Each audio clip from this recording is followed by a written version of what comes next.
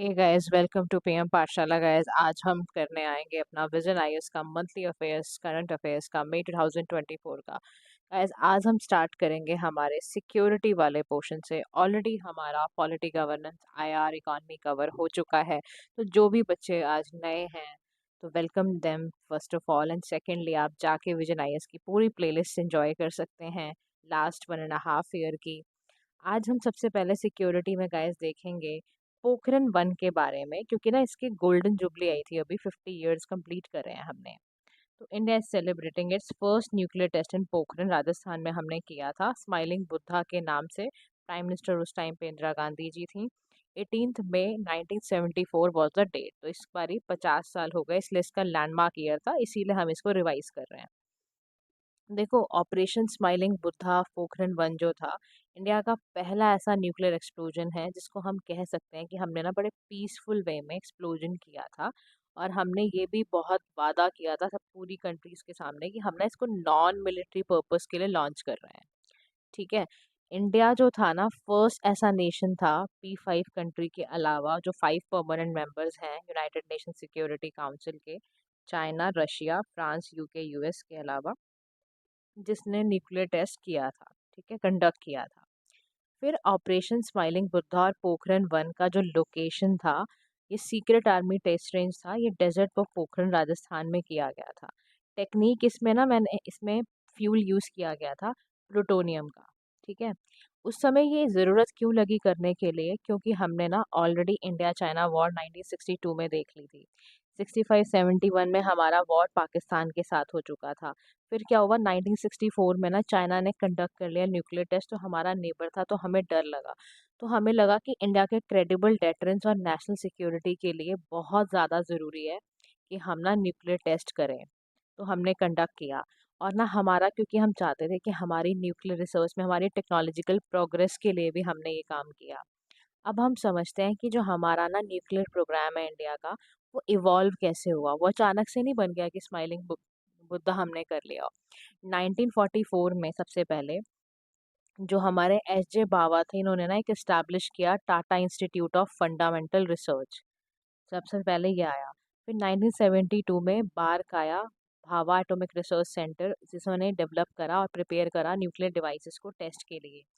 74 में Pokhran smiling Buddha complete हुआ। 83 में हमने गाइडेड मिसाइल प्रोग्राम चलाया। 1998 के अंदर पोखरण 2 ऑपरेशन शक्ति हमने करा।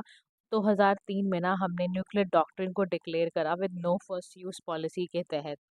ऐसे ऐसे हमारा पूरा जो इंडिया का न्यूक्लियर प्रोग्राम था वो इवॉल्व हुआ। अब हम समझते हैं, जब इस टेस्ट की बारी आती है तो इस पे इम्पैक्ट कैसे पड़ता है। तो देखो, इसका जो पहला इम्पैक्ट पड़ा था वो था टेक्नोलॉजिकल अपार्थाइड विद इंडिया। तो 1978 में क्या हुआ, यूएस ना न्यूक्लियर नॉन प्रोलिफरेशन एक्ट के तहत, और इसने कहा कि हम ना न्यूक्लियर असिस्टेंस प्रोवाइड नहीं करेंगे। 1978 में यूएस आया कि इंडिया जो है उसको साइन करना चाहिए न्यूक्लियर नॉन प्रोलिफरेशन ट्रीटी में, और हम न्यूक्लियर असिस्टेंस इंडिया को नहीं देंगे। तो इंडिया का जो न्यूक्लियर पॉलिसी था वो अंडर टेक्नोलॉजी रिस्ट्रिक्शन था। वेरियस जो वेस्टर्न कंट्रीज थी वो हमें हेल्प नहीं करती थी। फिर इंडिया का जो स्ट्रैटेजिक सेक्टर था उसको भी बहुत दिक्कत हुई, हमें कोई ना टेक्नोलॉजिकल कोलैबोरेशन बाहर से नहीं अच्छा मिलता था, तो हम बहुत अच्छा टेक्निकली उस समय कर नहीं पाए। ऐसी सिचुएशन को ना टेक्नोलॉजिकल अपार्थाइड कहते हैं। एग्जाम्पल के तौर पर इंडिया का जो स्पेस प्रोग्राम था 1991 में, उसको बहुत सफ़र करना पड़ा, क्योंकि यूएसए ने रशिया को फोर्स करा कि वो क्रायोजेनिक इंजन टेक्नोलॉजी इसरो को नहीं देगा। समझ रहे हो आप। तो हमारे साथ ना टेक्नोलॉजिकल अपार्थाइड था, हमने कर तो लिया था टेस्ट हमारा P5 कंट्रीज के अलावा भी, लेकिन इंडिया को कुछ समय तक ये सब झेलना पड़ा, टेक्नोलॉजिकल अपार्थाइड झेलना ही पड़ा। तो हमारे साथ ऐसे डिस्क्रिमिनेशन हुआ उस समय पे।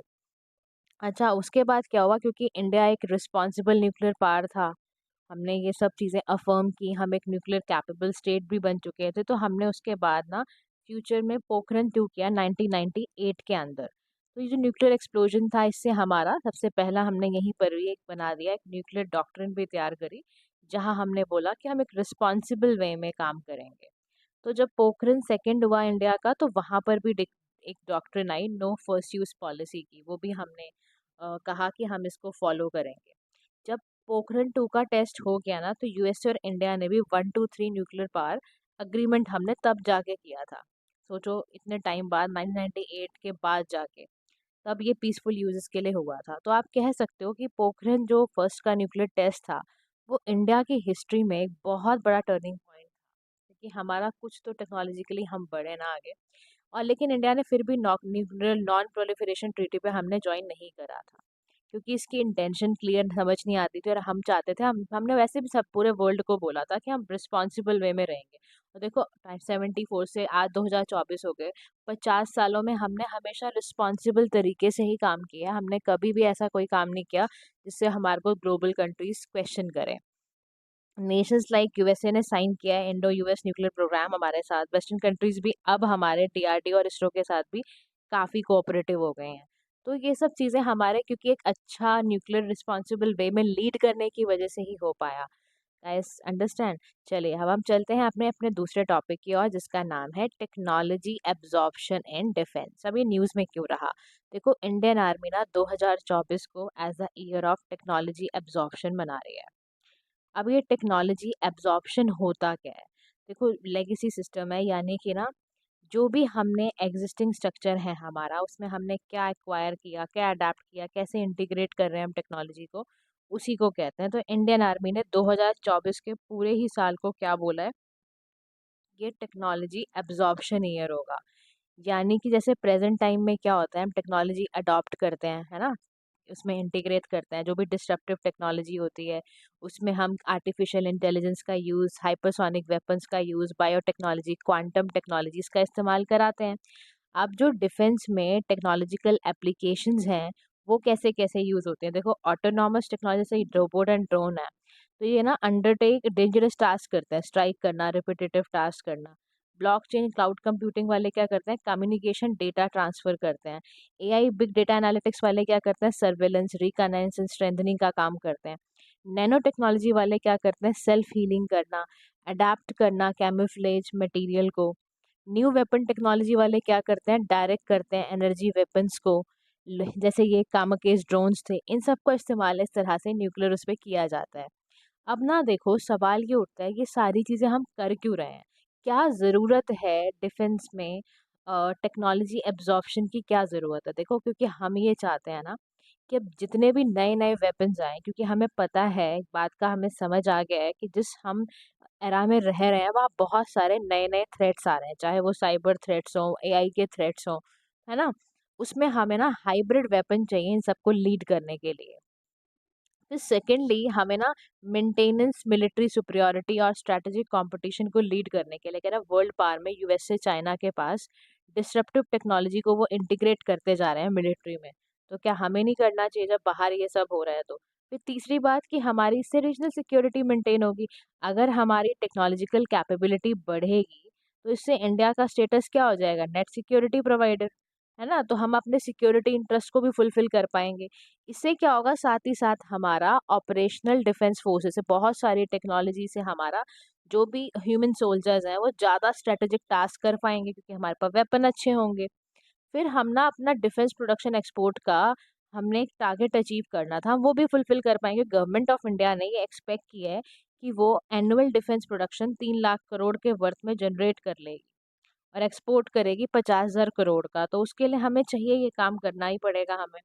फिर इमरजेंस, क्योंकि नई नई डिजिटल टेक्नोलॉजीज आ रही हैं, जैसे micro electronic precision attack system, ये सारे सिस्टम्स आ रहे हैं। ये चैलेंजिंग ट्रेडिशनल इकोसिस्टम को चैलेंजिंग है सारे के सारे। इसीलिए हम चाहते हैं कि नए नए एप्लीकेशंस पर भी काम करें। अभी कह रहे हैं कि इमर्जिंग जो भी वॉरफेयर है उसकी तरफ ध्यान देते हैं। तो इंफॉर्मेशन वॉरफेयर है। देखो आज की डेट में आप जानते हो सबसे बड़ा चैलेंज हमारे सामने है डीप फेक टेक्नोलॉजीज का, कि डीप फेक की मदद से क्या चला जाता है, किसी को भी आप डिफेम कर देते हो।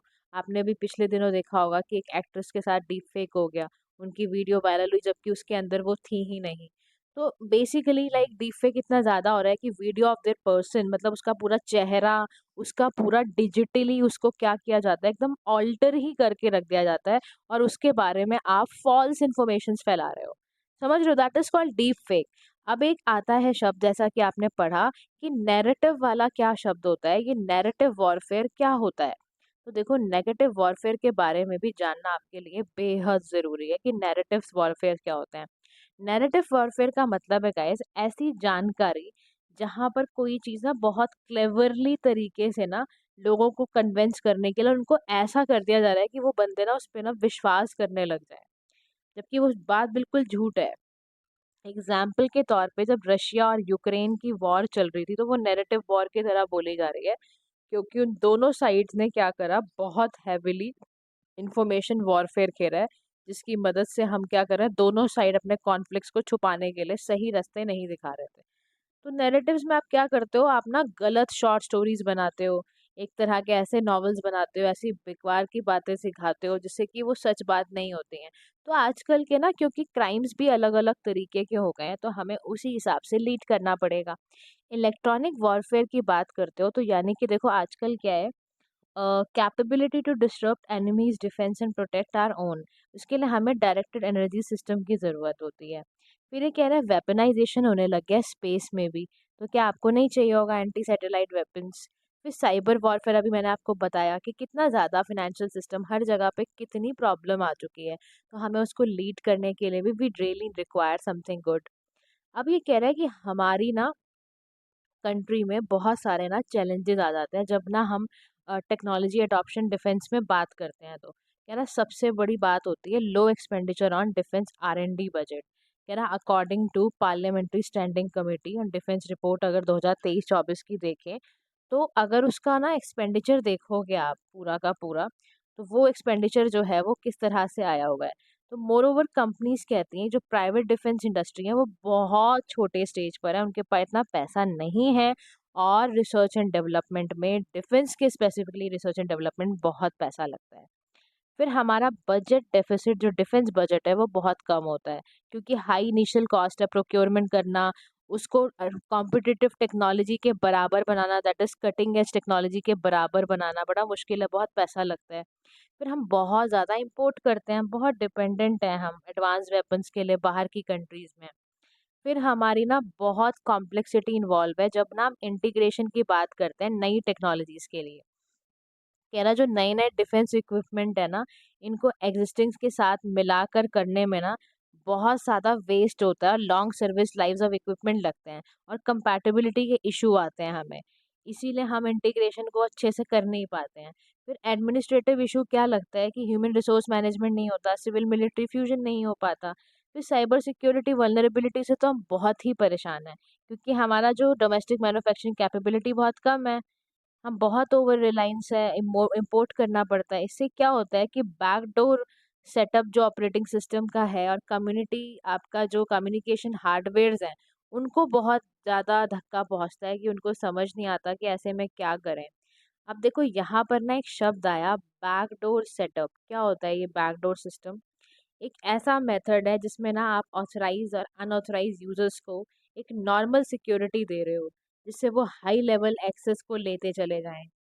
समझ रहे हो? तो देखो आप कितना ज़्यादा दिक्कत है। तो यानी बैकडोर का मतलब है कि हिडन अटैकर्स आएंगे और आपके सिस्टम को एक्सेस कर लेंगे बिना ऑथेंटिकेशन के। कितना खतरनाक मामला है, लगाओ आप। समझ रहे हो? बैकडोर सेटअप ये होता है। अब इसीलिए कह रहा है कि इंडिया ने ना इसमें कुछ स्टेप्स तो लिए हैं, ऐसा नहीं है कि we have not done anything. We have started कि भाई हमने ना डेवलपमेंट ऑफ इनोवेटिव टेक्नोलॉजीज को लॉन्च किया, 2024 में ही हमने करा। 2022 में हमने डिफेंस एक्विजिशन प्रोसीजर को थोड़ा सा मॉडर्नाइज करा, अमेंडमेंट करी। इसके लिए मिशन शक्ति चलाया, सिग्नल टेक्नोलॉजी वाला काम करा हमने। प्रोजेक्ट एक आकाश तीर है। आकाश तीर एक ऐसा प्रोजेक्ट है जो भारत इलेक्ट्रॉनिक्स और आत्मनिर्भर भारत इनिशिएटिव के तहत ही लिया गया, ताकि एयर डिफेंस कंट्रोल और रिपोर्टिंग सिस्टम को हम अच्छा कर पाएं। समझ रहे हो? तो ये सारी चीज़ें हम कर तो रहे हैं, लेकिन वे फॉरवर्ड में बोल रहा है कि और क्या करके आप इसको और अच्छा कर सकते हो। तो वो याद दिला रहा है वे फॉरवर्ड में। प्रोफेसर के विजय राघवन की ना एक कमेटी रिपोर्ट आई थी, रिकमेंडेशन आई थी। उस रिकमेंडेशन में था कि आप एक काम करो, डिपार्टमेंट बनाओ defence science technology and innovation का। इसको हेड कोई करेगा तो वो टेक्नोक्रेट होना चाहिए, यानी वो डिफेंस रिसर्च एंड डेवलपमेंट का पढ़ा हुआ हो, एकेडमिक स्टार्टअप इकोसिस्टम, ये सब चीज़ें ना इन लोगों को प्रमोट करनी है। समझ गए? सेकंड काम क्या करना है इनको, डिफेंस टेक्नोलॉजी काउंसिल को इस्टेब्लिश करना है, और उसको चेयर करे प्राइम मिनिस्टर, डिफेंस मिनिस्टर भी बैठे, national security adviser, vice president वगैरह बैठ के इसमें एक रोड मैप तैयार करें। फिर इन्होंने क्या करना है, नेशनल लेवल लेबोरेटरी फैसिलिटी बनानी है, ना कि DRDO लैब्स। उसकी जगह आप नेशनल लेवल लेबोरेटरी फैसिलिटी बनाओ। सेकंड काम ये करो कि जो स्ट्रीमलाइन कर दो आप रेगुलेटरी एंड प्रोक्योरमेंट प्रोसेसेस को। डॉक्यूमेंटेशन बहुत सिंप्लीफाइड कर दो, प्रोसेसिंग टाइम कम कर दो, ताकि आपकी ज़्यादा से ज़्यादा प्राइवेट कंपनीज भी आएँ। अच्छा, अपने ना टेक्नोलॉजी को ओवर कॉस्ट प्रायोरिटाइज करो, सिलेक्शन करो एडवांस एंड निश टेक्नोलॉजीज का। प्रमोट करना है आपको प्राइवेट सेक्टर का पार्टिसिपेशन मैन्युफैक्चरिंग में, डिफेंस में। फिर एक स्पेशलिस्ट ऑफिसर और स्पेशलाइज्ड कैडर्स को आपको क्रिएट करना है। तो कंक्लूडिंग लाइन में ये है कि अगर नेशंस मिलिट्री मॉडर्नाइजेशन करते हैं, जियो पॉलिटिकल शिफ्ट करते हैं, एडवांस टेक्नोलॉजीज को एक इम्पॉर्टेंट वो मानते हैं, तो हो सकता है कि फ्यूचर में बैटल स्पेस में वो एक टेक्नोलॉजी सुपरियोरिटी को वो और अच्छा कर पाएँ। तो इसीलिए बहुत ज़रूरी है कि उनका फोकस क्या होना चाहिए, टेक्नोलॉजिकल सेल्फ रिलायंस पे वो काम करना शुरू कर दें। इसीलिए हमारे देश में मिलिट्री को मॉडर्नाइज करना बहुत ज़रूरी है। क्यों? क्योंकि जियो पॉलिटिकल शिफ्ट बहुत ज़्यादा है। यू नेवर नो कब कैसी सिचुएशन क्रिएट हो जाए। टेक्नोलॉजी बाहर भी अब बहुत एडवांस होती जा रही है। इसीलिए हमें ज़रूरत है टेक्नोलॉजिकली सेल्फ रिलायंस होने की। आत्मनिर्भर भारत ऐसी से ही बनेगा। ठीक है। Move to the next topic, that is submarines and anti submarine warfare के बारे में। देखो, न्यूज़ में इसलिए रहा क्योंकि डीआरडीओ ने ना रिसेंटली बहुत सक्सेसफुल फ्लाइट टेस्ट करा है supersonic missile assisted release of torpedo system का। अब ये स्मार्ट सिस्टम है क्या? स्मार्ट का फुल फॉर्म याद रखना, supersonic missile assisted release of torpedo. ठीक है। स्मार्ट एक ना next generation light weight torpedo delivery system है, जो आपके एंटी सबमरीन वॉरफेयर की कैपेबिलिटी को इंडियन नेवी के लिए अच्छा करेगा। और इसको डिज़ाइन एंड डेवलप आपका डीआरडीओ ही कर रहा है। तो दोनों बातों को आपको ध्यान रखना है कि ये डीआरडीओ द्वारा ही ये किया जा रहा है। देखो, इसमें एक शब्द आया टॉर्पीडो। क्या होता है? ये एक तरह का बॉम्ब होता है और बहुत ही ना लॉन्ग नैरो सी ट्यूब होती है, जो कि आप सबमरीन में फायर करते हो और एक्सप्लोड करते हो। जब भी कोई दूसरी हिट करेगी ना शिप, तब इसको यूज़ किया जाता है टॉर्पीडो को। मतलब टॉर्पीडो का ना, वैसे देखो अगर आप इंग्लिश मीनिंग देखोगे तो आपको पता चलेगा किसी चीज़ को हिट करना बेसिकली। तो ये करा गया। अच्छा, अब क्या हुआ, जो ना आप इसमें कंपोनेंट समझना कैसे यूज़ हुए हैं। एक इसमें ना canister based missile system use हुआ है। कैनिस्टर बेस्ड जो मिसाइल सिस्टम होता है ना, उसमें क्या होता है, बहुत सारे ना एडवांस्ड सब सिस्टम्स यूज़ होते हैं। ठीक है। जैसे दो सिस्टम में प्रोपल्जन सिस्टम यूज़ हो जाएगा, टॉर्पेडो यूज़ होगा, पैराशूट यूज़ हो जाएगा, ताकि इसको एडवांस बनाया जा सके। ठीक है। और ये सिस्टम बड़ा ही एडवांस होता है, लाइट वेट होता है, और पैराशूट बेस्ड रिलीज सिस्टम इसके अंदर होता है। अब इस स्मार्ट बनने से पता है क्या फ़ायदा हुआ? इसका जो सिस्टम है ना, अल्टीमेटली एक ऐसा मैकेनिज्म है जिसमें ना आप सुपरसोनिक मिसाइल्स के साथ एक तो आप लॉन्च कर सकते हो, लॉन्ग रेंज तक जाएगा। और टॉर्पीडोज क्योंकि सेल्फ प्रोपेल्ड वेपन्स हैं, तो वो पूरा ट्रेवल अंडर वाटर में हिट कर देंगे टारगेट को। तो नेवी वालों के लिए ना, इंडियन नेवी के लिए ये बहुत अच्छा हो गया। देखो, एंटी सबमरीन वॉरफेयर एक ब्रांच है अंडर वाटर वॉरफेयर की, जो आपके सरफेस वॉरशिप एयरक्राफ्ट्स को यूज करती है, ताकि अदर कोई अंदर सबमरीन में कोई एनिमी आ गया, डिस्ट्रॉय करने की कोशिश कर रहा है, तो वो वहीं पे जाके ना टॉर्पीडोज की वजह से वो उसको वहीं हिट कर देगा। अब हम समझते हैं सबमरीन क्या होती है। बेसिकली जहाज। सबमरीन एक वेसल शिप है जो अंडर वाटर चलाती है। मिलिट्री साइंटिस्ट इसको यूज क्यों करते हैं? ताकि ट्रेवल करने के लिए अंडर द ओशन बहुत डीपली। अनलाइक शिप, सबमरीन ना बायोंसी कंट्रोल करती है अपनी बायोंसी को, यानी कि वो सिंक हो जाती है, सरफेस पे भी चल जाती है, अलाउ करती है सिंक होना, सरफेस पे चलना एट विल। अब सबमरीन के बहुत बड़े बड़े टैंक्स होते हैं, जिसको इसको ब्लास्ट टैंक्स बोलते हैं। इसमें डाइव करना, सरफेस पे आना, ये सब आसानियों से हो जाता है। सबमर्ज का मतलब ही यही है कि सबमरीन ना ब्लास्ट टैंक्स और पानी से फिल होता है, इसलिए इसका वेट इंक्रीज हो जाता है। जब सरफेस पे आता है तो वाटर रिलीज कर देता है, टैंक फिल कर लेता है अपने हवा में। जब फ्लोट करने जाता है तो फिर ब्योंट वाले पोजीशन में आ जाता है। पावर के लिए ना सबमरीन क्या करते हैं, अपनी एनर्जीज को यूज करते हैं, बैटरी को यूज करते हैं, न्यूक्लियर पावर सोर्सेज को यूज करते हैं। अब सबमरीन्स का इतना सिग्निफिकेंस क्यों है? क्योंकि नेशनल डिफेंस में इसका बहुत ज़्यादा इस्तेमाल इसलिए किया जाता है क्योंकि ये बहुत डीप चला जाता है। ये क्वाइटर है, इसको डिटेक्ट करना बड़ा मुश्किल है। तो बहुत ही क्रिटिकल डिफेंस अटैक कैपेबिलिटीज को भी ये हैंडल कर लेता है, इसलिए हमारे लिए सबमरीन्स बड़े इंपॉर्टेंट होते हैं। फिर लिथाल कैपेबिलिटी भी होती है इसके अंदर ना, माइन करना, पोर्टिंग में शिपिंग चैनल्स को ढूंढना विदाउट वार्निंग ये कर सकता है। फिर स्ट्रेटेजिकली बहुत ज़रूरी है। आपका बैरियर का काम करेगा, आपको मतलब एनिमी का कहीं मूवमेंट हो रहा है तो आपको एडवांस में वार्निंग दे देगा, तो अच्छा ही है। फिर न्यूक्लियर डेटरेंस की तरह भी काम करता है, कोई ऐसा कॉन्फ्लिक्ट हो रहा हो जहाँ पे लैंड एयर बेस असेट्स को कोई स्ट्राइक कर रहा हो तो वहां भी ये बहुत मदद करते हैं। अभी कह रहे हैं क्या इंडिया में सबमरीन फोर्सेस हैं, कह रहे हैं हमने डीजल इलेक्ट्रिक सबमरीन्स हैं, एयर डिपेंडेंट है, न्यूक्लियर पावर्ड सबमरीन्स है। जैसे कलवरी क्लास जो है वो डीजल इलेक्ट्रिक पे चलती है, सिंधु घोष क्लास, शिशु कुमार, सुषुमर क्लास, ये सारी की सारी हमारे डीजल वाले पे चलती है। आईएनएस कलवरी आपके एयर इंडिपेंडेंट प्रोपल्जन पे चलती है। अरिहंत जो है वो आपके न्यूक्लियर उस पे चलता है। तो ये सब है। अब इंडिया का ये कह रहा है कि जो एएसडब्ल्यू है, यानी कि जो इंडिया का अल्टीमेटली सिस्टम इस तरह से है कि जिसमें ना आपका एएसडब्ल्यू वाला चलता है। तो इसमें इंडिया के एएसडब्ल्यू में कैपेबिलिटीज कैसी कैसी हैं, है ना। तो इसमें हम देख लेते हैं कि ये कैसे वर्क करता है एंटी सबमरीन वॉरफेयर इंडिया का। तो देखो जो हमारा एंटी सबमरीन वॉरफेयर है ना, एएसडब्ल्यू, दैट इज ये शैलो वॉच वाटर क्राफ्ट है, यानी कहीं कंपनी से निकल कर आया है। इसमें माहे मालवान मैंग्रोल का इस्तेमाल करा गया है, कंपनी ने इसको बनाया है। एक है कामोर्ता क्लास शिप, ये भी हमारा ना एंटी सबमरीन वॉरफेयर है, ये सबमरीन वॉरफेयर, ठीक है। इसमें भी हमने ना इसको डिफेंस के लिए भी यूज करा हुआ है, सबके मैरी टाइम पेट्रोल एंड रिकनाइसेंस के लिए भी यूज करा गया है, एएसडब्ल्यू हेलीकॉप्टर्स भी हमने यूज करे गए हैं। तो अलग अलग कंपनीज के नाम से ये निकल के आ रहा है।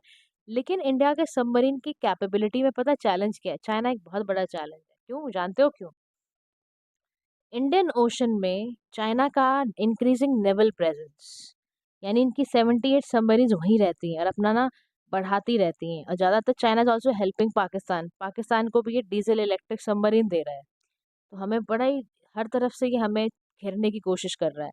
फिर रिसोर्स का कंस्ट्रेंट है, प्रेजेंटली इंडिया के पास से 16 सबमरीन्स है रिसोर्स एलोकेशन प्रायोरिटाइज करने के लिए। फिर हम देखो हमारे पास कितनी कम और वो 78 यूज कर रहा है, देखो हमारे पास कितना कैलकुलेशन लगा हुआ।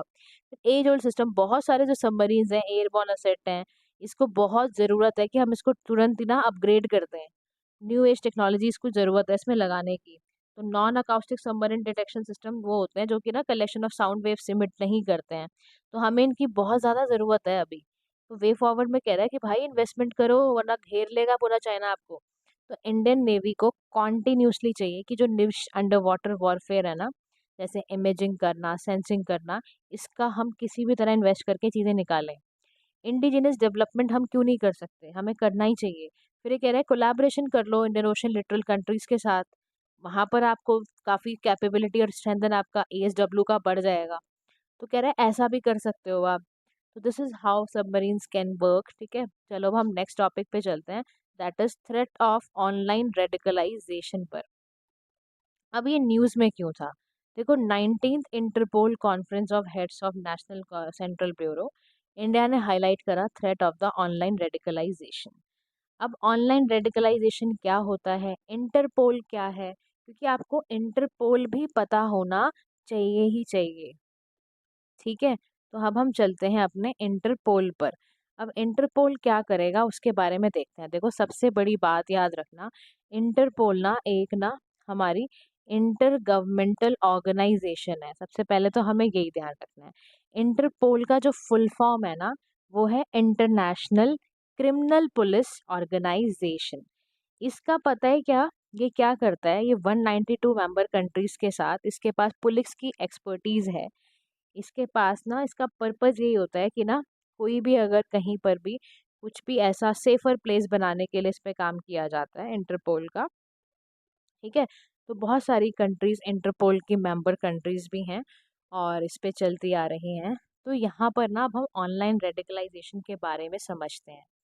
देखो along with online radicalisation, India ने बहुत हाईलाइट करा इशू ऑर्गेनाइज्ड क्राइम का, टेररिज्म का, ड्रग ट्रैफिकिंग का, मनी लॉन्ड्रिंग का, ये सारी चीज़ों का। इंडिया क्या कह रहा है कि इंडिया ना कंडेम कर रहा है हर तरह के फॉर्म ऑफ टेररिज्म को, और कह रहा है कि चाहे टेररिज्म गुड हो चाहे टेररिज्म बैड हो, और पूरा डिस्टिंक्शन भी करके बताएगा कि क्या होता है। सबसे पहले समझो ऑनलाइन रेडिकलाइजेशन क्या है। देखो रेडिकलाइजेशन का मतलब है एक ऐसा phenomena of people embracing views which could lead to development of extremist ideas. अभी आपको समझ नहीं आया होगा, मैं समझाती हूँ। देखो कोई ना यूनिवर्सल डेफिनेशन नहीं है रेडिकलाइजेशन की।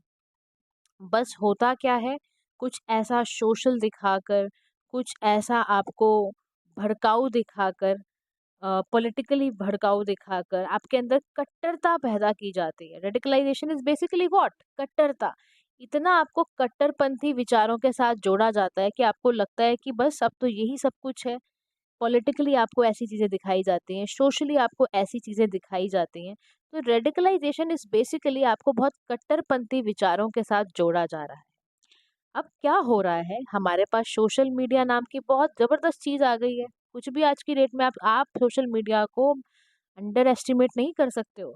तो ऑनलाइन पेनिट्रेशन जो रेडिकलाइजेशन का हो गया, यानी रिसेंट ईयर्स में जो ऑनलाइन रेडिकलाइजेशन का ट्रेंड है वो बहुत इंक्रीज हुआ है। पता है क्यों?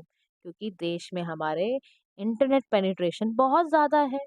हर बच्चे बच्चे के पास फ़ोन है, व्हाट्सएप यूज़ कर रहे हैं और वहीं पे इस तरह के मैसेजेस डाले जाते हैं। अच्छा, और ध्यान देखो, एक गेमिफिकेशन टेक्निक होती है, गेमिंग एलिमेंट में ऐसी चीज़ें डाल दी जाती हैं जिससे कि बच्चे के पास ही आइडियोलॉजी चली जाए। सोचो कितना खतरनाक है गेमिफिकेशन टेक्निक। फिर आपने कभी सुना होगा शायद लोन वॉल्फ अटैक के बारे में। इतना खतरनाक अटैक ये होता है कि मैं आपको बता नहीं सकती। इसमें देखो क्या हो रहा है, एक ऐसा ऑपरेशन जिस describe someone who acts alone in a terrorist attack without the help or encouragement of a government or terrorist organisation. Oh my god! मतलब आप एक बंदा तैयार कर रहे हो टेररिस्ट अटैक करने के लिए कि तो हमें सरकार की भी ज़रूरत नहीं है, हमें किसी की डायरेक्शन की ज़रूरत नहीं है, हम एक आउटसाइड ग्रुप बनाकर हम कुछ सुधारेंगे, देश को सुधारेंगे। देश के नाम पे देखो कितने दंगे कराए जा रहे हैं। तो आप समझ रहे हो lone wolf attack is very difficult to handle. मतलब आप सेल्फ रेडिकलाइज्ड लोगों को ढूँढ रहे हो। आप रेडिकलाइज़ करने की कोशिश कर रहे हो इंडिविजुअल को। ताकि वो डिटेक्ट भी ना हो पाए और आप आराम से उनसे अपना काम भी ले लो। तो सोचो कितना ज़्यादा ये इवॉल्व होता जा रहा है और हमारे देश के लिए ये बड़ा ही चिंता का विषय है कि इसको कैसे दूर करा जाए। हमारे क्या है, वैसे भी एक बहुत बड़ा फैक्टर आ चुका है। अब ये कह रहा है कि ऑनलाइन रेडिकुलेशन के लिए कौन से पुश फैक्टर होते हैं और कौन से पुल फैक्टर होते हैं। देखो पुश फैक्टर पहला होता है यूथ के पास जॉब्स अपॉर्चुनिटी का ना होना। सबसे बड़ी बात है पैसा नहीं है आपके पास, आप इन उल्टी सीधी चीज़ों में जाओगे। फिर सोशल रिलीजियस फैक्टर क्या होता है कि मान लो आप एजुकेटेड नहीं हो, किसी एथनिसिटी को आप समझते नहीं हो, तो आपको बस भड़का दिया जाएगा। पॉलिटिकल फैक्टर आपके पास ट्रस्ट की कमी है। साइकोलॉजिकल फैक्टर आपके पर्सनल आइडेंटिटी फीलिंग्स ऑफ आप एलिनेटेड फील कर रहे हो, आपके पास पर्सनल आइडेंटिटी नहीं है ये सारे फैक्टर आपको कहाँ ले जाएंगे? टेररिस्ट बनाएंगे एक दिन। अब पुल फैक्टर्स में क्या होता है, प्रोपोगेंडा खेल लेते हैं।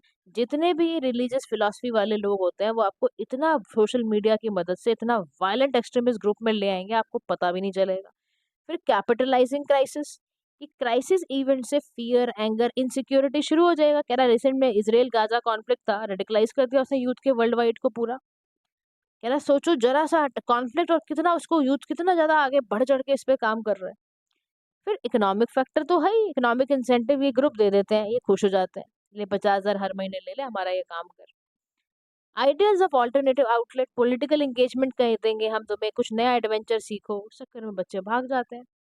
अब ये कह रहा है कि देखो जब ना बात आती है कि ऑनलाइन रेडिकलाइजेशन को कर्ब करना है तो क्या चैलेंज आते हैं। कह रहा सबसे बड़ा चैलेंज है regulation and international cooperation. Radicalisation जैसे टेररिज्म है, वायलेंट एक्सट्रीमिज्म है, डी रेडिकलाइजेशन है, इनकी कोई डेफिनेशन नहीं है, कोई यूनिवर्सल कंसेंसस नहीं है। बहुत सारी कंट्रीज इस एक्टिविटीज में पार्टिसिपेट कर रही हैं from there national interest rather than from the perspective of humanity. समझ रहे हो आप, उनको लगता है नेशनल इंटरेस्ट के लिए हमें करना चाहिए। एग्जाम्पल के तौर पर जो हाउती ग्रुप है, ये रिबिलियन ग्रुप है यमन का, वो इज सपोर्टेड बाय ईरान। तो उनको अपने नेशनल इंटरेस्ट का लगा रहता है, उनको ध्यान ही नहीं रहता है ह्यूमैनिटी की, तो वो सोचना ही छोड़ देते हैं। एक तो ये दिक्कत आ जाती है। फिर दूसरा technological advancement, dark web, virtual private network इतने बन गए, कहाँ तक आप रोकोगे? फॉरेन टेरिटरी से बंदा उठ के ट्रेस भी नहीं कर पा रहे आप कहाँ से ये आ रहा है। फिर फॉरेन फंडिंग इतनी ज्यादा है, क्रॉस बॉर्डर फॉरेन फंडिंग इस कदर आ रही है state and non state actors के तहत कि आप रोक ही नहीं सकते। फिर उसके बाद पॉलिटिकल नैरेटिव्स, हेट स्पीच है, कम्युनल टेंशन है, ऐसी पब्लिक स्पीचेस, ऐसी चीजें डाली जा रही हैं ऑनलाइन प्लेटफॉर्म पर, तो आपने माहौल तो गंदा कर ही दिया। अब उस माहौल गंदे को ना लोगों पे, और लोग देखो ऐसी गंदी चीजें ही देखना पसंद भी करते हैं। वो कभी एक मिक्स व्यूज नहीं सुनेंगे, वो सिर्फ ऐसी चीजें पकड़ेंगे जहां से ना उनको थोड़ा इस तरह की ऐसी वाइब्स मिले जहां पर उनको। अब की इनिशिएटिव हालांकि लिए जा रहे हैं, ग्लोबली भी लिए जा रहे हैं, इंडिया भी ले रहा है। ग्लोबली हमने क्या लिया?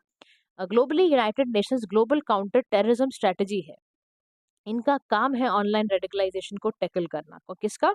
United Nations global counter terrorism strategy का।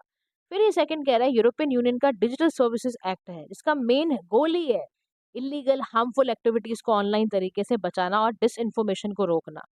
फिर ऐसे ही ग्लोबल इंटरेस्ट फोरम है, ताकि टेररिज्म काउंटर हो पाए। एनजीओ जैसे कि है आपकी मीटा है, माइक्रोसॉफ्ट है, यूट्यूब है, एक्स है। 2017 में इन्होंने इसी पे काम करा है। फिर टेक अगेंस्ट आपका टेररिज्म है, पार्टनरशिप जो हो रखी है आपकी टेक्नोलॉजिकल कंपनीज के साथ वो। फिर एक क्रिस्टचर्च कॉल था, 130 गवर्नमेंट की कम्युनिटी है इसमें, ऑनलाइन सर्विस प्रोवाइडर है, सिविल सोसाइटी, जिन्होंने कसम खाई कि हम ना मिल के टेररिस्ट को एलिमिनेट करेंगे और वायलेंट एक्सट्रीमिस्ट जो भी ऑनलाइन कंटेंट है उसको हटाएंगे। ठीक है, तो ये क्रिस्टचर्च कॉल भी ध्यान रखना। अच्छा, इंडिया ने इस विषय में क्या किया? इंडिया ने सबसे पहले लीगल कर दिया अनलॉफुल एक्टिविटीज प्रिवेंशन एक्ट 1967 को हम लेकर आए। ऑर्गेनाइजेशन जैसे students Islamic movement of India है, इसे डिक्लेयर किया अनलॉफुल एसोसिएशन को। तो 2020 में मिनिस्ट्री ऑफ होम अफेयर्स ने पहली बार रिसर्च स्टडी को अप्रूव करा on the status of radicalisation. Study में पाया गया कि रेडिकलाइजेशन को कैसे डिफाइन करना है, अमेंडमेंट वगैरह ये सारी चीजें। फिर administrative institutional counter terrorism counter radicalisation division को लेकर आया गया, सिक्योरिटी एजेंसीज को लेकर आया गया। फिर cyber related inaction IT act 2000 में Indian cyber crime coordination centre है। अब ये सारी चीजें देखो एक तरफ चल रही हैं, हमने स्टेट भी हमारे बड़े प्यारे हैं इस मामले में। हमारा महाराष्ट्र में पुलिस डी रेडिकलाइजेशन प्रोग्राम चलाया गया। वहां पर पता है क्या, कि कोई भी क्रिमिनल केस रजिस्टर जो हो रहा है against a candidate selection for the programme या जो भी है, उसकी कॉन्फिडेंशियलिटी को बिल्कुल बना के मेंटेन करके रखना है। फिर एक ऑपरेशन पिजन चलाया गया था केरला के अंदर, पेपर में पूछ लेगा ऑपरेशन पिजन। इस बार इस देखो सद्भावना, वैसे ही यूपीएससी ने पूछ लिया, ऐसी ऑपरेशन पिजन भी पूछ लेगा कौन से स्टेट का था, तो केरला के लिए चलाया गया था। यहाँ पे ना यूथ को ऑर्गेनाइज करके काउंसलिंग सेशन दिए जाते हैं। देखो ये बहुत जरूरी चीजें हैं, बहुत ज्यादा, क्योंकि यूथ को भड़काना बड़ा आसान होता है। फिर इनिशिएटिव इंडियन आर्मी ने लिया सही रास्ता प्रोग्राम, कि हम ना जो भी वल्नरेबल यूथ है जम्मू कश्मीर का, उसको रेडिकलाइज से बचाएंगे, हम बचाएंगे उसको, we bring back radicalised. Operation Sadbhavana में हमने क्या करा, army goodwill school infrastructure development project के लिए, जो भी बच्चे रिमोट एरिया यूटी लद्दाख वगैरह में रह रहे हैं उनके लिए चलाया गया है। तो कंक्लूडिंग लाइन में आप एक बात समझने की कोशिश करना, कि टेक्नोलॉजी आज की डेट में बहुत बड़ा इंपॉर्टेंट रिसोर्स है। उसके कंटेंट की moderation help of artificial intelligence से, आप कंटेंट जो भी रिमूव कर रहे हो उसको रिमोट कर रहे हो या रिपोर्ट करो, ब्लॉक अकाउंट्स को भी ध्यान में रखो। तो इंडिया को ना ऐसा कॉम्प्रिहेंसिव पॉलिसी लानी ही पड़ेगी, जिसमें हम एक तो काम करें डी रेडिकलाइजेशन का, दूसरा हम काउंटर रेडिकलाइजेशन भी करते चले जाएं, और हर स्टेट में करें, क्योंकि देखो हर स्टेट का अपनी पिक्युलैरिटी होती है, अपने अपने यूनिकनेस होती है। उस तरह से केरला ने चलाया। तो ये सारे काम हमें करने पड़ेंगे। और इवन इंडिया ना, जो हमारा ये वाला ऑफिस है यूनाइटेड नेशंस का, ऑफिस ऑफ काउंटर टेररिज्म, जो 945 में आया, इसका काम ही यही है विजिबिलिटी लाना, रिसोर्स मोबिलाइज करना और काउंटर टेररिज्म के काम करना। इंडिया भी इसमें कंट्रीब्यूट करता है, इवन $500 million हम इसमें कंट्रीब्यूट कर चुके हैं अभी तक। ठीक है, हर साल हम करते हैं इसमें, इंडिया की प्रेसिडेंसी में भी काम में रहा है ये। तो this is very important, you should aware about it. Now the next topic is about, let's talk about cyber threats and financial sector. इसके बारे में देखो हम हमेशा ही बेचैन रहते हैं। बताओ, आजकल ऐसा डर भी लगता है कि किसी अननोन नंबर से फोन उठा लिया, पता चला आपके अकाउंट में पैसे चले गए, खत्म हो गए। तो मतलब इतना थ्रेट है, इतनी बड़ी बात है ये। अब देखो यहाँ पर भी रिपोर्ट आ रही है, तो अलर्ट हो जाना। जहां रिपोर्ट आ रही है guys, this is your duty, please start maintaining that records, please, I am telling you, please, I am requesting you guys, please maintain. जितनी भी रिपोर्ट इंडेक्सेस हो रही है, इंडिया की रैंक कौन रिलीज करता है, यू शुड अवेयर अबाउट, उसको सेपरेट पेपर पे लिखना प्लीज शुरू कर दो, बहुत काम आएगा। मेंस आंसर राइटिंग के लिए भी, प्रीलिम्स के लिए भी, और अगर इंटरव्यू देने जा रहे हो तो वो अगर पूछ ही लेंगे, तो जब आप रिपोर्ट्स वगैरह का जिक्र करते हो ना, लगते हो पढ़े लिखा बच्चा है एक। ठीक है, अब global financial stability report 2024 release करती है बाय आईएमएफ। इन्होंने वार्न किया इस बारी, क्या वार्न किया पता है, क्या बोला? कि साइबर रिस्क बहुत बढ़ रहा है, जिसकी वजह से मैक्रो फाइनेंशियल स्टेबिलिटी पर बहुत बड़ा खतरा है, थ्रेट है। IMF is situated at Washington DC, 1944 में आया। ऑब्जेक्टिव यही है कि सभी कंट्रीज को लेके सभी के साथ सस्टेनेबल ग्रोथ एंड प्रॉस्पेरिटी पे चलें।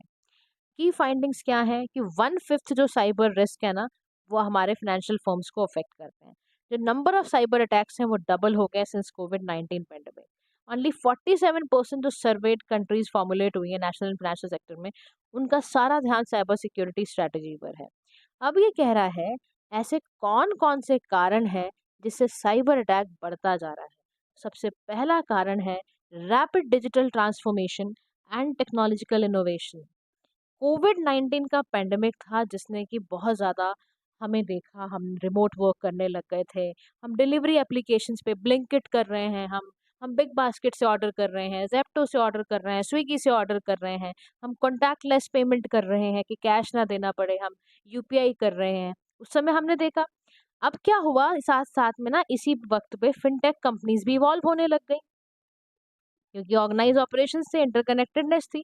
तो हाइटेंड इस वक्त ग्लोबल जियोपॉलिटिकल टेंशन भी बढ़ी हुई थी। साइबर अटैक सर्च तो बढ़ेगा ही जब रशिया का इन्वेजन था यूक्रेन पर, अभी भी चल रहा है।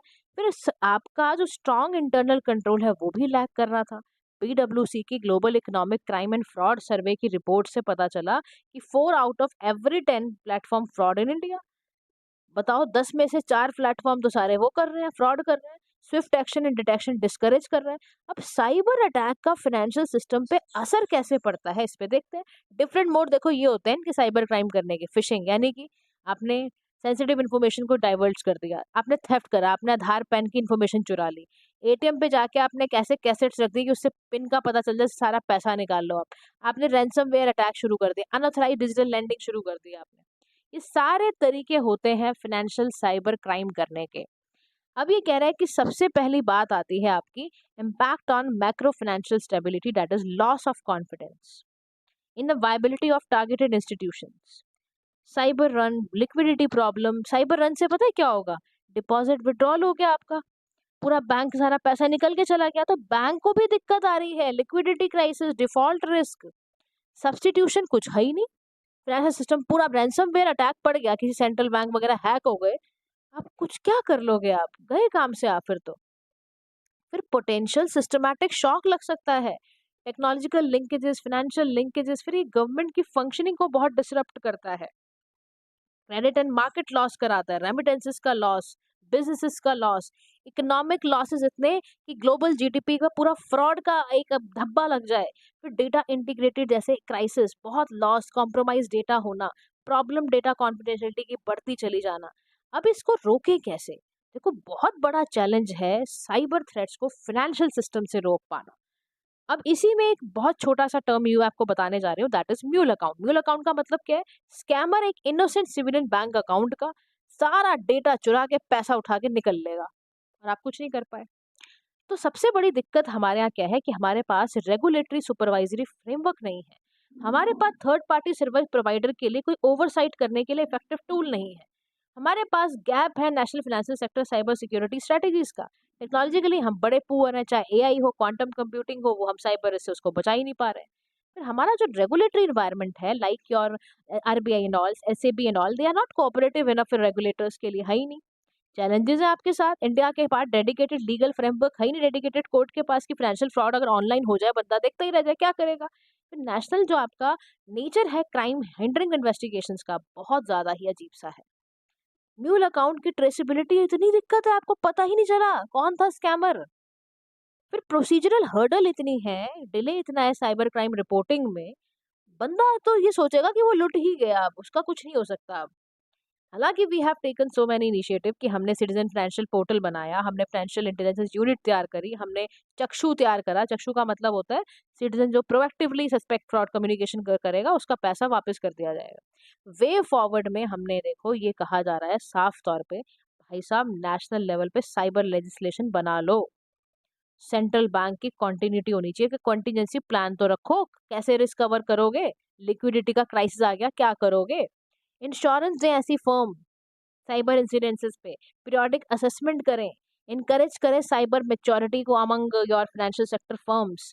इम्प्रूव करें साइबर हाइजीन को ध्यान में रखते हुए, एंटी मालवेयर वगैरह से मत घोषित हो जाओ। उसके बाद ये कह रहा है कैपेबल साइबर सिक्योरिटी आपके पास फोर्स होनी चाहिए। प्रायोरिटाइज करो डेटा रिपोर्टिंग, कोई कलेक्शन करो, ऐसे साइबर इंसिडेंट्स होने लग जाए तो उसको कैसे कैसे रोकना है। तो साइबर इंसिडेंट देखो बहुत बड़ा थ्रेट है आपकी डिजिटलाइजेशन टेक्नोलॉजी पे, फाइनेंशियल स्टेबिलिटी पे, जियोपॉलिटिकल टेंशन भी क्रिएट करता है। फाइनेंशियल सेक्टर्स को चाहिए कि वो क्रिटिकल सर्विसेज को डिलीवर करते समय अपने रिस्पॉन्स, अपने क्राइसिस मैनेजमेंट को पहले ही तैयार रखें, और उसको ना उसी वक्त देखो, उसी वक्त रिस्पॉन्ड भी करना सीखना बहुत ज़रूरी है, ठीक है। तो this is about our security portion. Now let's do your quickly revise our shorts. तो हमारा 3 ही शॉर्ट्स है, कंप्लीट हो जाएगा। Arrest under UAPA attack. अगर यूएपीए एक्ट के तहत कोई अगर अरेस्ट हो रहा है तो उसका केस बड़ा मजेदार है, सुनना। Prabir Purkayastha versus state NCT of Delhi का केस था। सुप्रीम कोर्ट ने रूल करा कि जो इन्वेस्टिगेटिव एजेंसी है वो एक रिटन रीजन दे अरेस्ट का in case related to unlawful prevention act, ठीक है, ऐसा आया। कोर्ट ने इस ऑर्डर को एक्सटेंड करा फॉर दिस। अच्छा यहीं पे देखो, या, या, ठीक है। अब ने कोर्ट ने क्या करा, सुप्रीम कोर्ट की जजमेंट आई, कोर्ट ने ऑर्डर करा पंकज बंसल को भी, ऑफ दिस मनी लॉन्ड्रिंग का केस भी एक था। फिर कोर्ट ने एक्सटेंड करा इसके बारे में, तो obligation to provide written ground देना पड़ेगा प्रिवेंटिव डिटेंशन का भी, अंडर आर्टिकल 22 का पहला क्लॉज। अगर आप नहीं देते हो तो फिर आपको inviolable and cannot be disregarded. तो इसमें बोला गया है provided no person who is arrested and shall be detain in custody without being informed. तो इन्फॉर्म तो करो। Informing an arrested person is the very above ground only effective पे, ताकि अरेस्टेड बंदा एडवोकेट से तो कंसल्ट कर ले, अपोज तो कर पाए पुलिस कस्टडी की रिमांड को, बेल वेल तो ले पाए। तो यूएपीए एक्ट जो है 1967 का, इसका देखो बनाने का मकसद था effective prevention of certain unlawful activity जो इंडिविजुअल एसोसिएशंस करती हैं। ये मतलब नहीं था कि किसी को उठाओ और जेल में डाल दो, बात समझ रहे हो। फिर हार्मिस 900 क्या, एक Indian army navy will receive Hermes 900, Israel से मिलने वाला है, ताकि हमारी सर्वेलेंस एक्टिविटीज अच्छी हो जाए। तो कहाँ से मिल रहा है ये हमें, इसराइल से। इसको हम दृष्टि 10 ड्रोन भी बोलते हैं। Next generation multi role medium altitude long endurance unmanned aerial vehicle, ये सारा उसके तहत ही आ रहा है। इसके पास कैपेबिलिटी है मिशंस को परफॉर्म करने की, ground support maritime patrol missions पे काम करने की। एक्सरसाइज न्यूज़ में है, जैसे तरकश है 7th edition Indo US joint counter terrorism का, कोलकाता में हुआ Indian national security guard and US के साथ। शक्ति है एक 7th एडिशन है, एक्सरसाइज शक्ति जॉइंट मिलिट्री एक्सरसाइज है, एक्सरसाइज शक्ति बिटवीन इंडिया एंड फ्रांस, जो कि स्टार्ट हुई थी मेघालय से। तो याद रखना एक्सरसाइज शक्ति is between India and France, ठीक है। So guys, this is all about our security portion. In the next video session, we'll start the environment portion, right? So hopefully you're understanding. If you have any doubt, please let us know in the comment section. And thank you so much for listening. Do like, share and subscribe to PM Pathshala. Have a nice day to all.